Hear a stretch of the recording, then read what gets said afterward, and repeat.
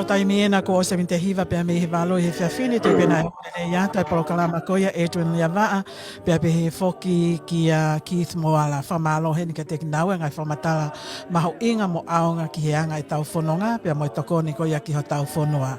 Kai ke he o ko tau kauwhataha i e fiafini pe mo i ongo tangata koe ni ko Kennedy Maeakafa FAKANAanaakiFualu pe he foki ki Alani Taione ko tau kauwhataha i e fiafini. O loa kia ko loto ke o ato ai ki fo i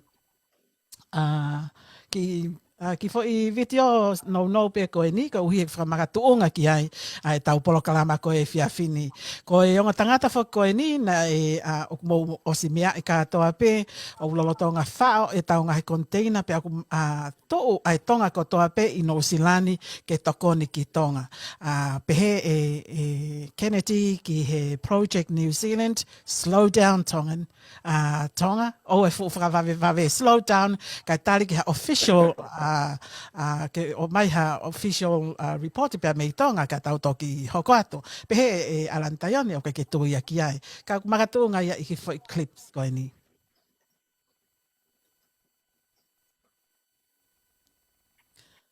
Katake pe.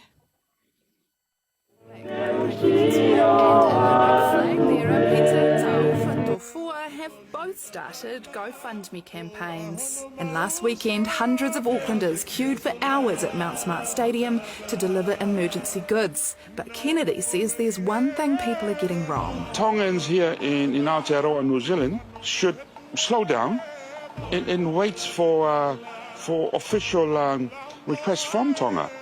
And everybody's buying pallets of water. I've spoken with the people from MFET in the Ministry for Pacific Peoples, and the New Zealand government, with the help from Australia, they've got that sussed. My friend, he pinpointed three things. The mask is very important. They're running out of masks, because there's ash everywhere. They needed gloves for the cleanup jobs. And thirdly, he quoted goggles. A lot of people have eye problems now because of the ash and the dust. Of course, besides the non-perishable foods. But I understand that urge to want to help and do something and rush to do it right now, but kind of getting it a little bit wrong. Yeah, masks, gloves and goggles, or you could just give cash. Of course, there's a nice auction on Trade Me at the moment. Joseph Parker has signed some gloves, and proceeds from that will go to the Tonga relief effort. If you look up To Tonga with Love on Trade Me. Slow down. Ken, what do you mean by that? Te tita, tau tukupea whakawhitai ki o Toe Langi, koe whakamārie koe ia, lava ke tau whitaulaki mai ai, i he ope, whahaki tātā noa. Te ko kore pe ke u whangatai pe, ngahi whakatapo ngā maheni koe ni whakamata ake, ai tau ngahi POLOKALAMA. Se tita, o ku tui pe mahalo, o e peni ihe ku nau to'o hala, ai fui interview kan koe i he the project, Aia se tita, koe fui lea kona ua ke tau slow down ai KAKAI kan koe no sila. Ka nau whakatata ki pe mea koe ni. O ku fulahi a tokanga ia koe ki whakatau kan koe o vai. Ka ku te ate ki whakatata, iaia ngo mātua me taulanga, yana whakatau nai fu upalati kakato e taha. Vai a tata. Whakahe ka ki kāsi isi, kana ta whanonga mai me taulanga ki Okalani. Ka mahalo pe na hao nau a mai te ki hauka extend. Ai koe whahinga nā tūla ia e se kita, ai fo i komeni koe nau whakahoko he POLOKALAMA koe TV, o ku tonu ke tau ki slow down, ka tau fakakaukau'i whakarerei. Hange koe ni, koe ni ihe na o sen na dole na kiseniti ki Tonga, he koe Tonga Development Bank, mo u kautahapeni, o kulava pe te tāpangai. O au lewa ni iko nei Tonga, o alma seniti ko ia, o whakatau ake nau sopingi, pe a o pe ke whakatau ai vai me small industry. So ke wawe senita. Ai ko ika koe o hake koe, whaka whakawawa ni, ke tau ki slow down, tau ki tokanga nge, ka kai tau tonu hono ave vai, ka hiren ko ia, o smau pe, a tokon whakapureanga ia no Sila Australia. Ngalo senita. Ken ko ho comment foki slow down ka o leva ki o mai official request from Tonga. Aia ko whemia ko whaiwhihi Alani, foki mai ka te oko ha uhinga, pe koe ha uhinga o ke pe ai, o ku hala ai whakato ko ia ke ni.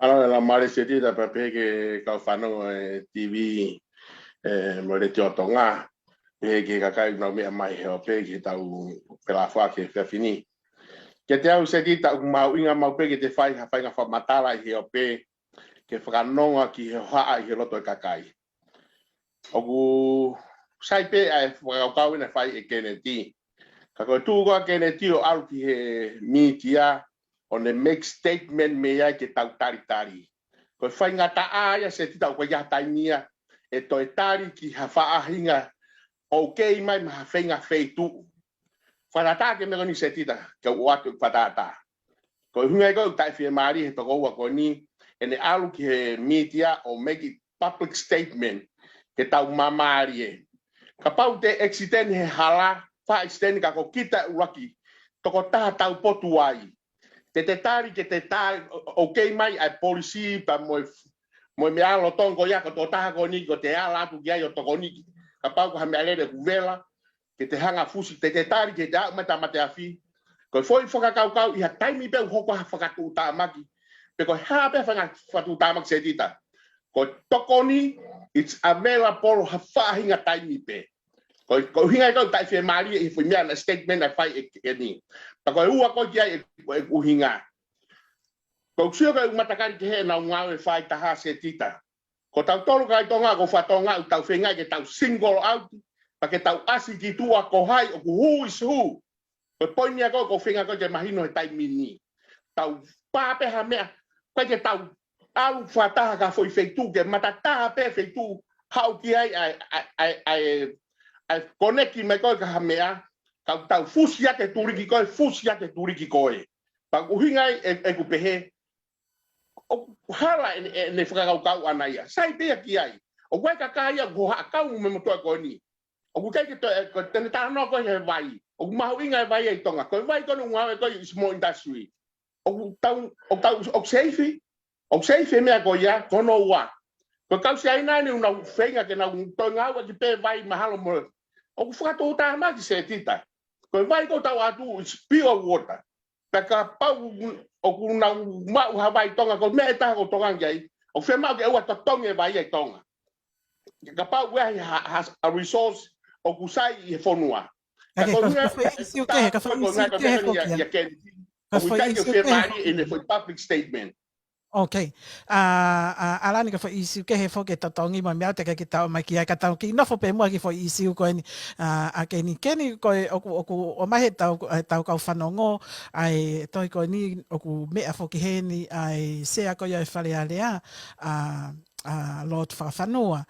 I kai nai ko ha representative ia. Pena e kau a Lord Whawhanua na mea i he Mount Smart i he whao ko ni ngahi talamu. I kai nai ke sio ko ha official e ni o pe ko ke uhinga o pehe ko ke toki ke tatari ke toka maha official report me he ha request me he eki pare mea ko uhinga ia o whakakaukau ke ni.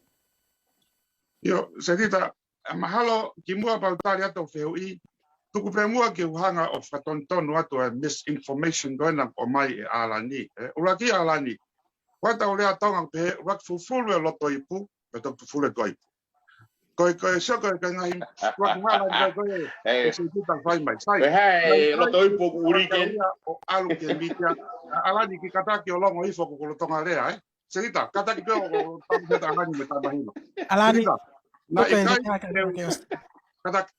ikai ke utua ka lele ke mitia rokia ai se ko fitua ka pala ia ko ko pena ke tua ka lele ke mitia tala ko ko te ke hanga fetongi ata sinda aten sange ke iyo ko ko pena ke Poini ke heia e ke ni ko no pe mo ia o inga pe mi ke tuta o ta foki ma te Alani o tukwati e motu ani o ke feinga ke tata mo Alani te ke ki kalongolo. E te dita kapau leva o ku tae mau pehe ai kau keso proklama pa mahalo saya ke te hoko toia. Ka ke se dita. Ko taingo ko le hata. Ta kata ki to taha koe. O ki long hoifo, na e uhinga e hake ni he was ma information me he MFET, Ministry Foreign Affairs and Trade. Aya ko manual ke tolu ko anu silani I Tonga kona os fakahifo na tolu ai vai ko ova hake I helita e fa kilu tahamano ni mafi. Ka kuia misini desalination plan e tolu takita e manual ke ni. Furthermore, my desalination plants here e fa o kumea'u mai me Amerika. Ai ka whahinga whakaukai koe e se tita na peta slow down e koe official information o whakafau mai me MFET, whakafau mai I ngaue'aki koe taui koe Ministry for Pacific Peoples, ai ni o kuia ia palofesa malakai kolomatangi, mani I. Kona tau hawa official information. Kapana fu FIEMA'U VIVILI ai vai was FAKAHOKO mai me pureanga nusira. Whakafau mai MFET, whakafau mai Ministry for Pacific Peoples. Aia se dita ko whakantonu atu, de keke uhiga e pureanga ke pehe ke ta ofi tokoni ikai. Ta oku kau pe motu ania I he komiti ko ia, I he subcommittee ko ni utaki ai koe anahila. Aia se dita ko whenga beau ke whakantonu. Ke tau manatu I petata mea ko ni. He keke tau lava tatolo pure e media. O koe ai pe whainga twisted media o koe ke tau pure tatoki ai. Kai ke, na e kehe e puhinga, ia kehe ai whainga natula koe na whaino tuaki au. Malo seriti. Malo apito Keni Alani ko ni kapau peu ke toki lea pa ke hanga ani miuti mai koe ka ke toki lea koe na nau ki miuti te au koe ka hui ka ki talanoa maa Keni ki ose ni uhinga. Pau ke ai pe ai mo oni ai whakatalanoa koe na Keni. O ke pehe koe ofa koe ni ano usila ni whiunga mo kilo vai e 4 kilo. Koe tokolahi o Tonga o whiunga mo taha kilo ni mamano. Aia o kou pehe koe fo I 4 kilo ko ia e take kilo e taha mahala e toko taha e ose pe ia a pongi pe ai ki fo I kilo e taha he inu ai toko taha. Koe anga pe wakai atu koe ke fo I tawhako ia. Pea ko toi mahau inga fo ke fo I tawhako no ko mai e Keni o hatu ka ngahi misini ke whai aki hono haka I vai pa mua. Ka uhi he wawe pe ose koe 4 kilo ia koe na kilo ko ia e ko pehe au ia he kai ke ose haui ke ko ose. Ka pau e tufa ke he toko taha ko toa pe he toko taha kilo ni mamana taha kilo ni mamana Tonga he taimini ko ia I he fakakaukau atu ko ia he kai ke last e 4 kilo ko ia Se dita toka nga ke ka Keni mo ai Keni ngari mahino ka uia kokoia o ke ilo pe ko ia ki he mea Tonga o ai kokoia ko spokesman ko ia preanga Tonga e kusio ko anga o talanoa ke mau hange ke mau whakangongo atu ki a koe he ko ngā ke fou ia koloa matangi mo mea. Pai ke ui lai whainga mea koe a Ken. Mea peo mahino ka te au mo KAKAI koe mau tuu hake o tokoni ki Tonga. Ko hono wa koe hae taimi kumau ai hano ave mea. That's all we doing. Ko foi ai koe ke talamai ke slow down ni halai mo tui whakakonseni mo tua koni mo fukakai ka toa Tonga. Ko hinga koe mau tae Mele Ken ko foi public statement ko tonu ke mau tae tari. Ko vai kono ke tano ki ai. He ke whiwa ki pepe ia. Ko misia ke pe ki pepe ko ina taha maha ia. Ke futo taha tiro kono Tonga. Ta ko isiu peheni. Ko FIEMA'U Ken ke tau ngai whakataha. O koe whainga taa, ko foi poini ko uhinga kona FIEMA'U ko ki haku ta noa. Ke oa te tau alu mo vete pehe. FIEMA'U koe Ken ke hau o kau I he kulupu koni. O mau kau ai, ke tau kau whakataha, ke tau matataha pe. Tau sosi pe taha. Ko uhinga ia. Hange ko ta noa. Whaikari ha pe taha ki au he media. Ka ke oa te ke hanga ko ai ho statement ni. Ke uesi ai mau tolu ya ko mau whai koe ngā aue. He kosi mahina ko mau tolu he ka ke ave he taimi ko ia. Ko hai avela polo ko taimi ma aue ko ave bea o toki ave ka ko pehe me ko te tari ke tanke pureanga o kai ko me ko tokon I ha fa hinga fatu tamaki pe fa na tula fatu tamaki anytime first of all availability ko ke tokoni fai Kai ke os mahina mai ai fo I mea kono talanoa ka Alani mahina mai mea talanoa ka Ken ni te atu peau ka koe ke o mai ha o mea whakaosi ki he ki talanoa ko ni koe whinga pe ke o mai pe ke mahina mo maa ala ngai mea ka ke o nā tau halai koe uhi whoki koe osi koho mo talanoa koe I he Project New Zealand na toi back up o he host ia o ne pehe o ke ikai koe hakani it's going about the wrong way. Ai o mai ai for message ko eni ka tek mautolo ko me ko no fai he taimini it's the wrong way. Yo serita na o slave ke nai o kuia ko media spin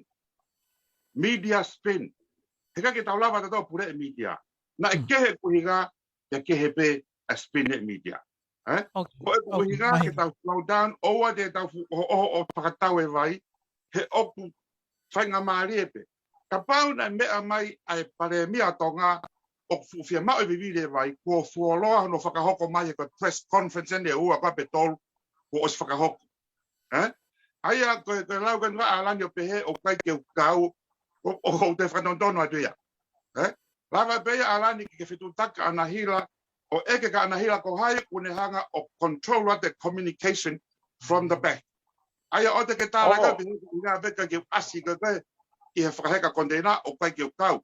O ko kau he komiti Alani, o kai ke whatongai o ke kau he komiti.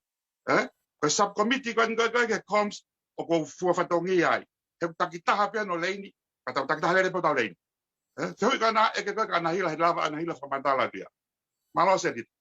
Malo apita Ken pe mo Alani ai kau mai ke POLOKALAMA ko ia o e fiafini whampe ke whamahina atu hene o ko kau whoka Ken I he committee ko ene relief committee ko ene o kuro tonga whakahoko e nau ngawe pa koe kuma tonu ia pe me he committee kai ke he ko e mahalo tonu pe ai whakarea ko ene Ken ko ha ki spini pe ai media ka ko anga pe whoki a Ken e anga ko e tau mo ui I he whonuani ko ne hoko pe ha mea I ho tau ki whonua o whaanga ko e mea pe ku vave ki ai Tonga o kai ke toi whakaongo ku vave pe ke tokoni.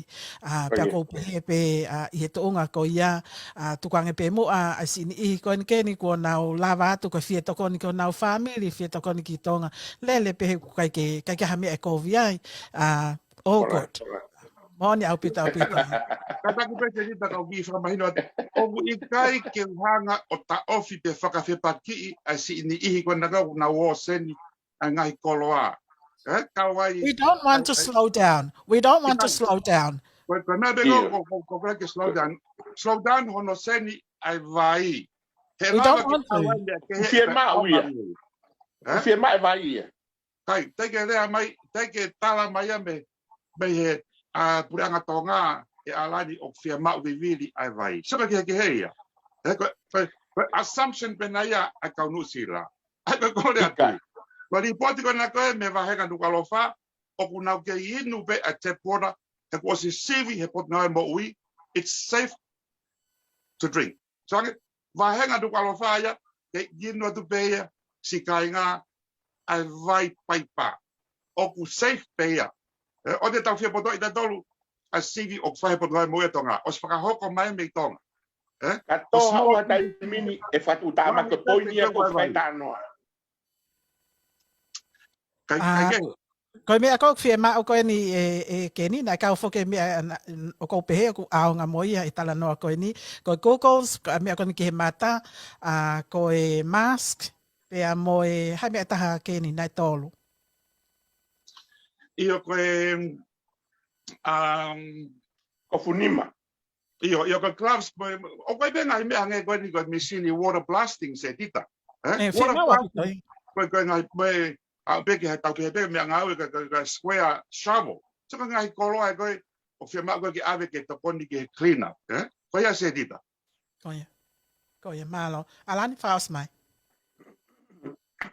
malo bi se malo bi to Ken ko la ke la me fo ko nga ka I asia tu ki he u me ko fai te ta tu Ken me ko ni ke ilo o ka ke sai fu ke rei pa ya he motuan ke to pare mi ha ko no nusila pe ke na fe mana ko ke wa ti ai ka ko ka wa wi ka ta ta ko ka na ko wi ai pa ko me pe ko ta la tu ken o ka to ka nga ke he gwe ka fa fo nga ku lot ka ko fa ka to ko o fa ke to nga ko to ape mo motoro a mo ta ki to nga ma inga pi to mo ngai family se ida o fa O fato que te koe alani, o fato que ni malo e kau mai.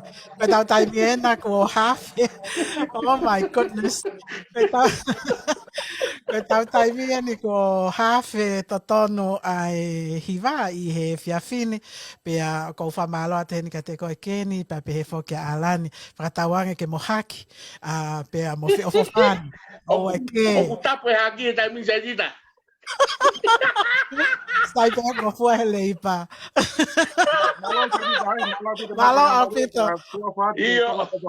Me tonga ik malo. O fato. Kai ke he koe tau polokalama ai a pati wate ki fasi koe ni hiri koe pa ko kole ki a ana fifita o liuri fatu pau ke ni kau mai mo tau tau I he fiafini.